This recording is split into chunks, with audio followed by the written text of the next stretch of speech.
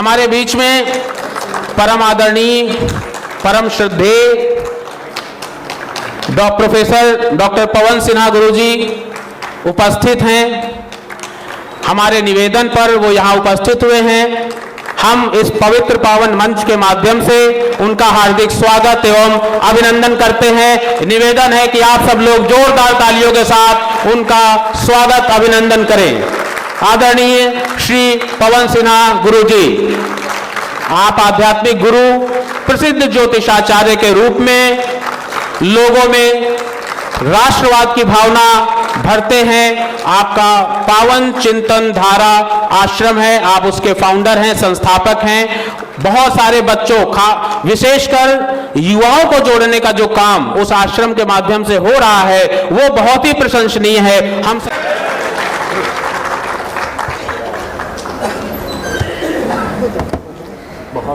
जन उद्घोष सेवा संस्थान के संस्थापक कुलदीप तिवारी जी और इस कार्यक्रम की अध्यक्षा रंजना अग्निहोत्री जी,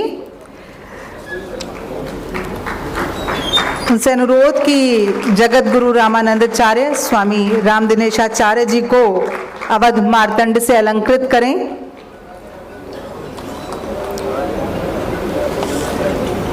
जन उद्घोष सेवा संस्थान का ये प्रयास अत्यंत सार्थक है। जैसा कि आप गुरु जी ने अभी कहा, उनके मार्गदर्शन में निश्चित रूप से यह संस्थान उनके कहे अनुसार इस दिशा पे भी कार्य अवश्य करेगा।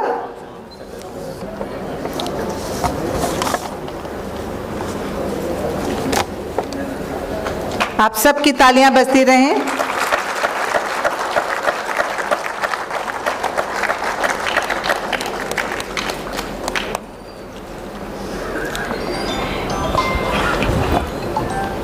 अब मैं गुरुजी प्रोफेसर पवन सिन्हा जी, जो कि स्वामी विवेकानंद के अनुयायी हैं, आध्यात्मिक गुरु, राष्ट्रवादी संत एवं प्रसिद्ध ज्योतिषाचार्य हैं, पावन चिंतन धारा आश्रम गाजियाबाद के संस्थापक हैं और कई युवाओं को उनका मार्गदर्शन मिल रहा है।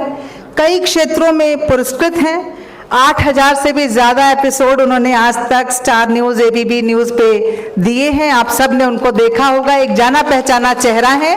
उनका भी आशीष हम सबको प्रदान हो, ऐसी हमारी कामना है। प्रोफेसर पवन सिन्हा गुरु जी को मैं आमंत्रित करती हूँ आपके बीच।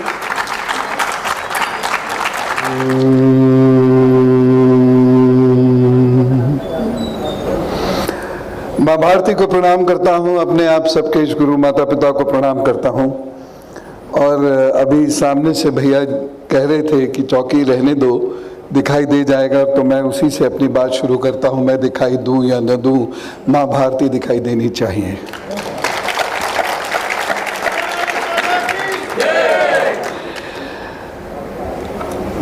बड़ा विभूषित कक्ष है, मंच भी संच भी, दोनों ओर बड़े विद्वान लोग उपस्थित हैं और दोनों ओर के विद्वानों के बीच में मैं स्वयं को बड़ा बौना महसूस कर रहा हूँ। मुझे तो उतना कुछ नहीं आता, लेकिन कुछ एक बात मैं ज़रूर सम्मुख रखना चाहूँगा। और रंजना दीदी जो आज की अध्यक्ष हैं, उनको प्रणाम निवेदित करता हूँ। हमारे अग्रज, बहुत ज्ञानी और लोगों में श्री राम जी के प्रति अद्भुत भक्ति धारा का प्रवाह करने वाले परम श्रद्धेय आदरणीय श्री प्रेम भूषण जी महाराज,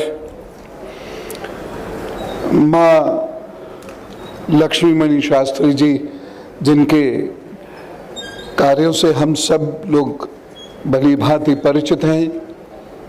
इन्होंने न केवल कहा बल्कि गुरु आज्ञा मानकर अपने कार्यों को आगे बढ़ाया और उनके नेतृत्व में आज बहुत सारी महिलाएं राष्ट्र रक्षा भी सीख रही हैं, संवाद भी सीख रही हैं। उनको मैं प्रणाम करता हूं।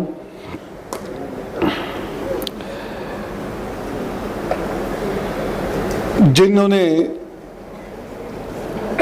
हिंदू राष्ट्र का उद्घोष उस समय दिया जब कोई हिंदू राष्ट्र की बात नहीं करना चाहता था। उस वक्त उन्होंने अपना जीवन उस कार्य के लिए अर्पित किया जब उस वक्त में ये बातें करने वाले लोगों के जीवन का अगला क्षण क्या होगा ये नहीं पता होता था। और ना केवल उन्होंने बल्कि उन्होंने अपने पुत्र को भी इसी मार्ग पर आगे बढ़ाया। ऐसे श्रद्धा के पात्र श्री हरिशंकर जैन जी, हमारे बाबूजी,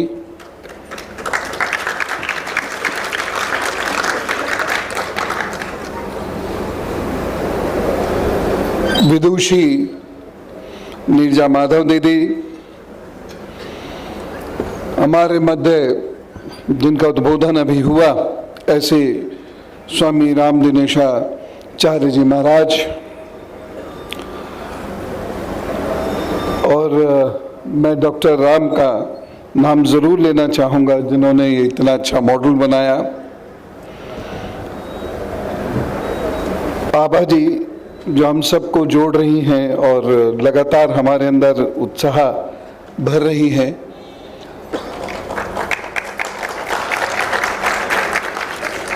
और एक विशेष करतल ध्वनि मैं चाहता हूं कुलदीप भैया के लिए,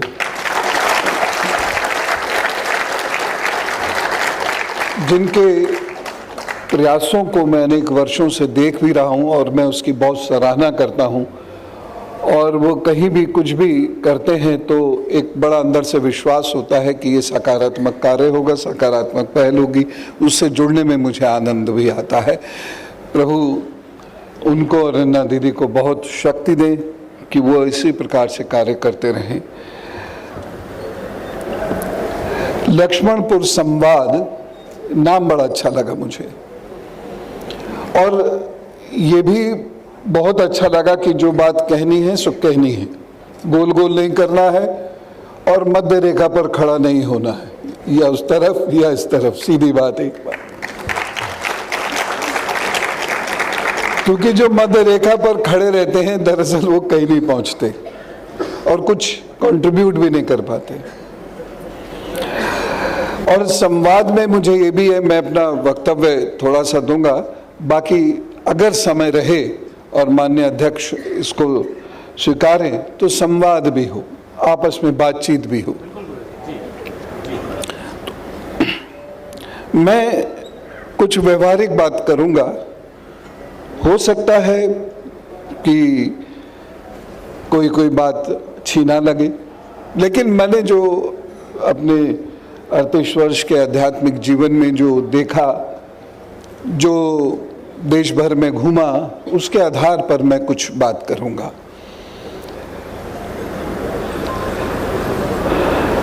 हमने ये सोच लेते हैं कि मुसलमानों की निंदा करके, नेहरू की निंदा करके हमारा कार्य पूर्ण हो गया। हो गया क्या? वो एक इतिहास का हिस्सा है, उससे सीखना होगा, उससे ये जानना होगा कि हमने कितना अत्याचार सहा है, लेकिन उससे आगे बढ़ना होगा। और इतने बीच में हम एक बहुत व्यवहारिक पहलू भूल जाते हैं, बाइबल बांटी जा रही है। इसका वर्णन कौन करेगा? पंजाब में जो कन्वर्जन हो रहा है, इसका वर्णन कौन करेगा?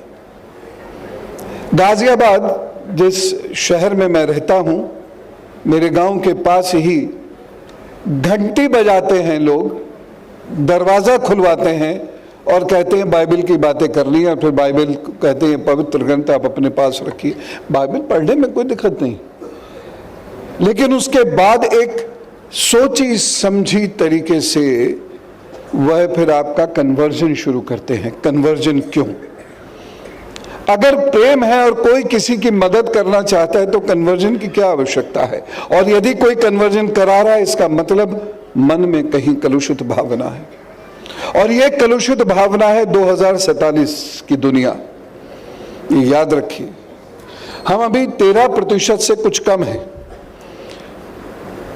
हम 15% हो रहे हैं और लड़ाई 37% होने के लिए है, क्योंकि और हम 37% 2045 तक नहीं होंगे, होने की जरूरत भी नहीं है, क्योंकि हम 15% अगर 100% की भांति व्यवहार करें तो ज्यादा अच्छा है, बजाय इसके कि 15% से हम 45% हों और भाग भाग के इधर उधर छुपते फिरे, हमारे बच्चे MBA करते हुए दिखाई दें, उससे कोई फायदा नहीं। मेरी बात की गहराई और गंभीरता आप समझिएगा। हम उस तरफ ध्यान क्यों नहीं दे रहे? क्या उससे हमारे पर्पस सॉल्व नहीं होते, इसलिए नहीं ध्यान देते? पाकिस्तान की बहुत बात करते हैं, दबंगई तब भी आए जब हम चीन की बात करें। नॉर्थ ईस्ट में क्या हो रहा है, हम इसकी बात कब करेंगे? नॉर्थ ईस्ट हम में से कितने लोग जाते हैं? नॉर्थ ईस्ट की 3 स्टेट्स ऐसी हैं जहां पर 70% से अधिक कन्वर्जन हो चुका। मैं कल ही लौटा हूं, क्या वो कोई खतरा नहीं है? उसका जिक्र क्यों नहीं? हिंदू राष्ट्र बनाने चले हैं तो केवल एक ही कौम को टारगेट करने से हमारा काम हो जाएगा? दूसरे का क्या? एक ने तोड़ा और दूसरे ने तोड़ने दिया, इन दोनों की मिली भगत से ये कार्य हुआ। इसके बारे में कब सोचेंगे हम लोग? मुसलमानों को कोसने से हमें हमारी मंजिल मिल जाएगी क्या? न्यू एजुकेशन पॉलिसी का कब सोचेंगे? 1835 के मैकॉले ने जो कर के दिखा दिया और आज तक हम उस तिलिस्म को नहीं तोड़ पाए हैं, उसके बारे में कौन सोचेगा? आप उसके बारे में यदि नहीं सोचेंगे तो आपकी जो ब्यूरोक्रेसी है, इसके इंपैक्ट्स देखिए कितने गहरे होते हैं। आपकी जो ब्यूरोक्रेसी है, वो ब्यूरोक्रेसी जिसके हस्ताक्षर से काम चलता है, वो ब्यूरोक्रेसी जो प्रशासन चलाती है, वो तो वही पढ़कर आई हुई है, वो आपको आपके ग्रंथ नहीं पढ़ने देगी। बात हुई थी एक प्रदेश में गीता पढ़ाई जाएगी, मैंने उसमें ये प्रश्न कर दिया, क्या पढ़ाएगा, कौन पढ़ाएगा, क्या पढ़ाना है उसमें?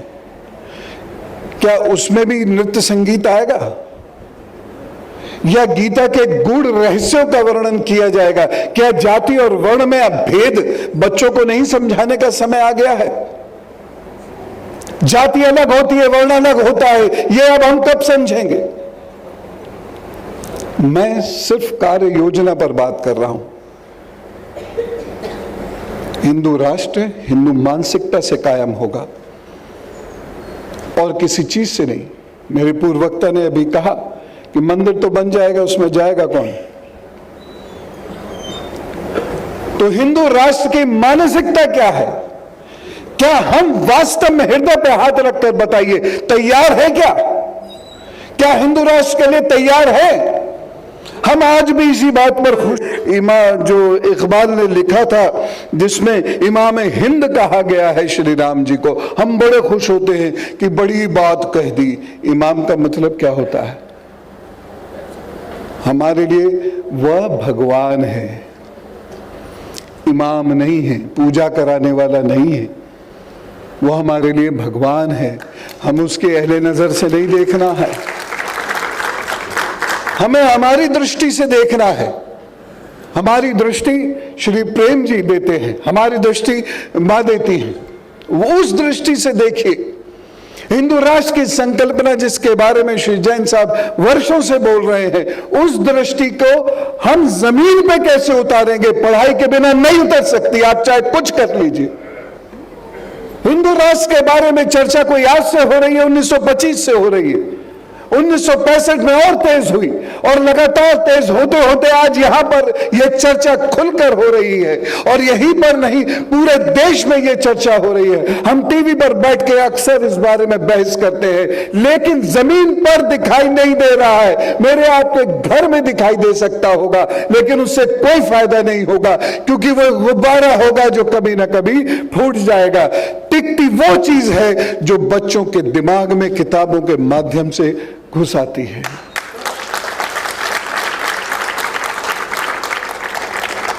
उसके लिए क्या किया हमने? उसके लिए क्या किया हमने? एक तरफ तो ये बड़ी विचित्रता है, एक डाइकोटोमी, एक द्वंद्व आपको बताता हूं इस समाज का। एक तरफ तो हम कहते हैं सब बराबर है, तो दूसरी तरफ माइनॉरिटी कमीशन बना दिया जाता है। जब सब बराबर है तो माइनॉरिटी कोई कैसे हो सकता है? और जब कोई माइनॉरिटी नहीं है तो माइनॉरिटी के राइट्स किस बात के 32,000 करोड़ उस पर खर्च किए जा रहे हैं? क्या हिंदू बच्चों को पैसों की जरूरत नहीं है? क्या गरीब हिंदू नहीं होता? क्या हिंदू बेटियां गरीब नहीं होती? क्या उन्हें सरकारी मदद की आवश्यकता नहीं होती है? ये कौन सोचेगा और कब सोचेगा? कन्वर्जन एक ही दृष्टि से नहीं होता है, कन्वर्जन बहुत दृष्टियों से होता है। और दूसरा कन्वर्जन हम देख रहे हैं, इसीलिए हमको दिमाग में नहीं आती वो बाइबल वाली बात, क्योंकि 1835 से हम उसको पढ़ते आ रहे हैं और ये देख के चमत्कार होता है शिक्षा का। हमने जो गलत पढ़ा आज हम उसके खिलाफ नहीं बोलते, वो हमारे दिमाग में कहीं नहीं आता, जबकि वो खुल्लम खुल्ला हमारे सिद्धांतों को हवा में उड़ा देते हैं। ये मार्क्स कहां से आया था जर्मनी का, पढ़ा बड़ा कहां था? इंग्लैंड में। माओ कहां था? चीन में। लेनिन, स्टालिन, रोजा लग्जमबर्ग, ये सब कहां थे? रूस में। इस जहान के बारे में क्यों नहीं सोचा जा रहा? सोचना पड़ेगा आपको, जब तक सारे लोग आपके मित्र ना बन जाए या फिर यहां से छोड़कर ना चले जाए, हिंदू राष्ट्र की स्थापना नहीं हो सकती। प्रैक्टिकल बात बता रहा हूं। और इसके लिए जो हमारी कोर्स बुक्स हैं वहां से शुरुआत हो, लेकिन उससे पहले घर के लोग समझें। बड़ी अच्छी बात यहां उठी, मंकी मंदिर, मंकी टेम्पल। मैं आपसे ये पूछना चाहता हूं, खुल के बात हो रही, मैं मन से गुडी गुडी बात कर भी नहीं सकता, खुल के बात कर रहा हूं। वानर को बंदर किसने बताया? वानर को बंदर किसने बताया? और बंदर की अंग्रेजी तो मंकी है ही। उसमें गलत क्या है? आप इसे कैसे सिद्ध करेंगे कि अंग्रेजी में आप गलत बोल रहे हैं? अगर आप हिंदी में बंदर बोल रहे हैं तो अंग्रेजी में मंकी बोला ही जाएगा, मंकी गॉड बोला ही जाएगा। कैसे रोकोगे? जब वानर बोलोगे। वानर मतलब वो लोग जो वन में रहने वाले नर थे, उनकी शारीरिक बनावट अलग किस्म की थी। निएंडरथल रेस से वो आते थे। आज वो हनुमान जी को हमें बच्चों को बताना है साहब, नहीं तो ना हो। बच्चा ना माने कि इतनी लंबी पूंछ लेके कोई कैसे उसे छोटा बड़ा कर सकता है, कैसे वो उड़ जाएगा। हनुमान जी उड़े थे कि कूदे थे, आज का बच्चा ये जानना चाहता है। फ्लाइंग और हॉपिंग में फर्क वो जानता है। मेरी बातें कड़वी लग रही हो, क्षमा चाहता हूं। ये हुआ था ना, हुआ था दिल्ली में शाहीन बाग, हुआ था ना, हुआ था। कनाडा से आए दिन धमकी मिलती है, नहीं मिलती है? हम 100 कदम चल रहे हैं, लेकिन इस राष्ट्र के जो दुश्मन है वो भी हमारे साथ साथ चल रहे हैं। उनकी पकड़ कहीं कम नहीं हुई है। आप दिल की गहराइयों से और बुद्धि की गहराइयों से सोच कर देखिए, हम मजबूत तो हुए हैं लेकिन वो कमजोर नहीं हुए। नहीं तो क्या हिम्मत पड़ती है लगातार एक के बाद एक नेता सनातन को कोई डेंगू कह रहा है, कोई HIV कह रहा है और कह रहा है तो हटा दो। 2021 में 25 यूनिवर्सिटीज में अमेरिका के लोग बैठते हैं, तथाकथित बुद्धिजीवी, उसमें ज्यादातर भारत के लोग हैं, और वो बैठकर इस बात को कहते हैं कि पूरी दुनिया से हिंदू धर्म समाप्त कर दो। पढ़ लीजिए उनके डॉक्यूमेंट्स। और ये ऐसे ही नहीं हुआ है, बाकायदा पोस्टर निकाले, सेमिनार के इनविटेशंस जैसे जाते हैं वैसे गए। मैं आपको आईना दिखाना चाहता हूं क्योंकि मैं पहले देख के आया हूं और ये आईना मैं बहुत समय से देख रहा हूं। क्या हम काली माता के बारे में जानते हैं? बहुत अच्छी बात दीदी ने यहां उठाई। क्या हम काली माता के बारे में जानते हैं? हमारी माताएं बहनें जानती हैं? जब वो नहीं जानती, बच्चों को कैसे समझ में आएगा? इस बच्चे पे, और हम एक बात ध्यान रखें कि संस्कृति वही टिकती है जो युवाओं के दिल पर राज करती है। अमेरिका की संस्कृति भारत में कैसे टिक गई, इंग्लैंड की संस्कृति भारत में कैसे टिक गई? यहां पर लाखों लोग प्रतिदिन कहते हैं मैं हिंदू, लेकिन क्यों ऐसा हो रहा है कि विदेश का जब कोई व्यक्ति कहता है मैं हिंदू, तो हमें ज्यादा गौरव की प्राप्ति और गौरव का अनुभव होता है? स्वामी विवेकानंद जी ने अपनी जान दे दी। आज बच्चों से पूछिए जाकर, क्या जानते हैं? राष्ट्रीय युवा दिवस मनाया जाता है, अंतर्राष्ट्रीय युवा दिवस मनाया जाता है, लेकिन क्यों मनाया जाता है? वो क्या विशेष थे? नहीं पता। अरविंदो घोष जी क्या कर रहे थे? नहीं पता। भारत के अंदर बाहर से बहुत सारे लोगों ने बहुत बड़े बड़े काम किए हैं भारतीय संस्कृति से प्रभावित होकर। मैं निवेदिता, सिस्टर निवेदिता का नाम लेना नहीं भूलता। तो कहीं ना कहीं वो मानसिक गुलामी अभी है, और उससे हमें बाहर निकलना होगा।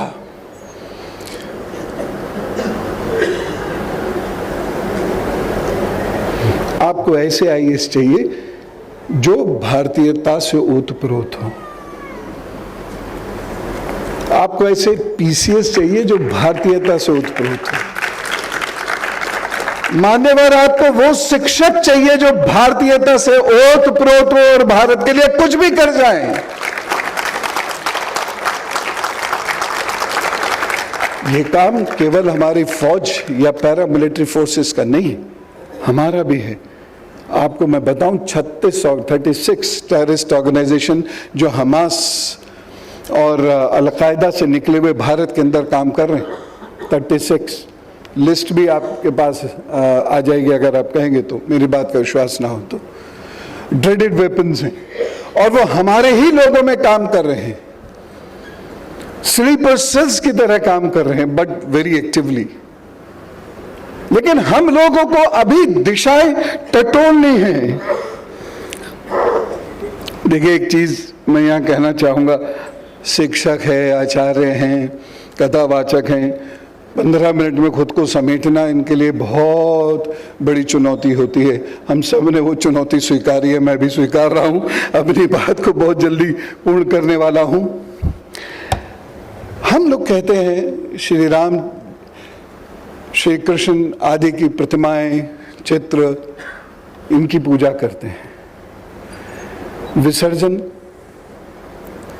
विसर्जन में क्या करते हैं? फेंकाते हैं। गणेश जी का हाथ इधर पड़ा, नाक उधर पड़ी है, मैया का शरीर आधा इधर पड़ा है, मस्तक उधर पड़ा, नाक उधर टूटी पड़ी है। ये हिंदुत्व है? आप चित्रों को लाते हैं, मंदिर में रखते हैं, पंडित जी की समस्या हो गई है, ये चित्र, ये आपका हिंदुत्व है? मैंने तो इसके लिए अब अभियान चला दिया, माननीय, मैंने तो अभियान ही चला दिया। हम अपने भगवान के प्रतिमाओं का आदर नहीं कर सकते तो भगवान का भी नहीं कर सकते, ये जान लीजिए। इसलिए हमारे लिए भगवान एटीएम बन के रह गए हैं। एटीएम।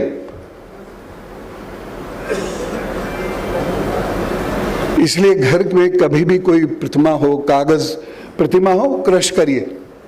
एसिड्स आते हैं, हमारी वेबसाइट पे पड़े होंगे, उससे डालकर उसे जला दीजिए, गला दीजिए। बाकी मिट्टी की प्रतिमाएं, और वो भी कैसी? जो कच्ची मिट्टी से आप खुद बनाएं, उन्हीं प्रतिमाओं का पूजन कीजिए। अन्यथा आप धातु की प्रतिमाएं लाइए और उनको शाश्वत रखिए। कुछ चीजें बदलनी पड़ेंगी आपको। नदी में दूध डालने से अगर नदी पवित्र हो जाती तो क्या बात थी?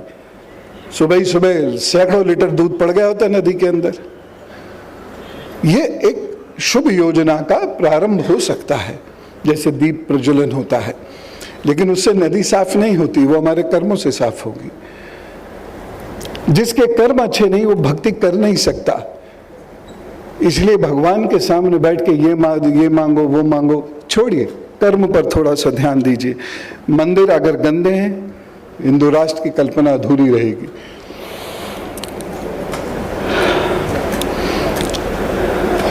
मैं कभी कभी ये सोचता हूं कि एक तरफ हम ये कहते हैं, कई बार टीवी डिबेट्स में भी, भारत में जातिवाद था नहीं, फिर हम कहते हैं कि रावण ब्राह्मण था। ऐसे बहुत सारे द्वंद्व हैं, इन द्वंद्व को हमें समाप्त करने की आवश्यकता है। क्या वो आचार्य था? अगर हम वर्ण व्यवस्था पर जाएं, जो श्री कृष्ण ने जिसकी बात कही है अध्याय 13 में, अध्याय 4 में 13वां श्लोक, वर्ण चातुष्टय, तो जाति व्यवस्था तो समाप्त हो गई। तो वो कैसे ब्राह्मण था? आचार्य तो था नहीं वो। ऐसी बहुत सारी चीजें हैं, मैं उस पर बात नहीं कर रहा, मैं सिर्फ विषय पर ही बात कर रहा हूं और बहुत जल्दी जल्दी बात कर रहा हूं। एक बात मैं जरूर कहना चाहूंगा अपनी बात पूरी करने के लिए। मंदिर, आश्रम, धर्माचार्य और धर्मशास्त्र ये खतरे में है। 1857 से ये खतरे में है, क्योंकि अंग्रेजों को ये पता था कि अगर इन्हें नष्ट करना शुरू कर दिया या इसके अर्थ का रूपांतरण करना शुरू कर दिया तो ये जनता आधी लड़ाई हार जाएगी। क्योंकि आचार्यों ने 1857 शुरू की, आचार्यों ने सेनाओं में जोश भरा, स्वामियों ने फौज में जाओ ये कहा, स्वामियों ने परिवर्तन करो ये कहा। इसलिए आप ये ध्यान रखिए, समय के अनुसार आपको अपनी बल बुद्धि बढ़ानी पड़ेगी, बदलनी पड़ेगी, परिवर्तन थोड़ा सा करना पड़ेगा। सर्वश्रेष्ठ सीखिए और समयोचित कीजिए। मैं इसी के साथ एक चीज और कहना चाहता हूं। धार्मिक पुस्तकें, इनकी पूजाएं भी कीजिए, लेकिन इसे साथ साथ पढ़िए भी। आज आश्रमों में, मंदिरों में ऐसे लोग घुस जाते हैं, नाम तो गुरु का बदनाम होता है, लेकिन उन लोगों का भक्ति से दूर दूर तक कोई लेना देना नहीं होता। दूर दूर तक वह सिर्फ उसे यूज करते हैं। कोई भविष्य पूछने के लिए यूज करता है, कोई प्रतिष्ठा पाने के लिए यूज करता है, कोई सत्ता पाने के लिए, कोई पद पाने के लिए उसका इस्तेमाल करते हैं। जबकि गुरु का कार्य, एक मंदिर का या धर्म स्थल का कार्य क्या है? एक मनुष्य को शुद्ध करना और उस समय के अनुसार उसे उचित मार्ग पर आगे बढ़ाना। अब हम श्री राम जी के कुछ उद्घोष करें, फिर मैं चलता हूं। मैं बोलूंगा, उसके बाद आप कहिएगा जय श्री राम, जय श्री राम। आनंद आएगा, क्योंकि कोई भी खाने के लिए नहीं उठेगा, बता रहा हूं, जब तक सबकी बात पूरी ना हो जाए। ठीक है? तो जोश के साथ कहेंगे, होश के साथ भी कहेंगे, बोलेंगे सीताराम सीताराम, सीताराम सीताराम, मेरे राम तेरे राम, भारत माता की पहचान, तेरी आन मेरी आन, जय जय राम जय जय राम, जय जय राम जय श्री राम, बड़े शीलवान मेरे राम, कोदंडधारी मेरे राम, जय श्री राम जय श्री राम, जय श्री राम जय श्री राम, मुट्ठी बांध, जय श्री राम जय श्री राम, जय श्री राम जय श्री राम। प्रभु आप पर कृपा करें। जय हिंद।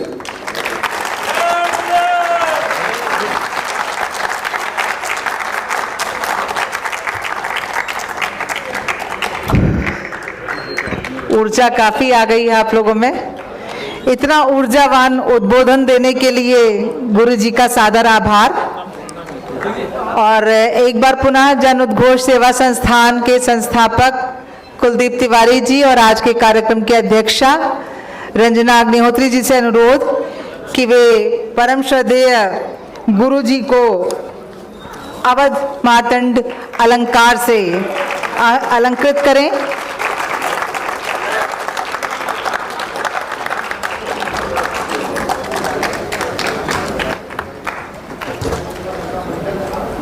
आपकी तालियों की ध्वनि उनके उद्बोधन के समान ही ओजपूर्ण हो।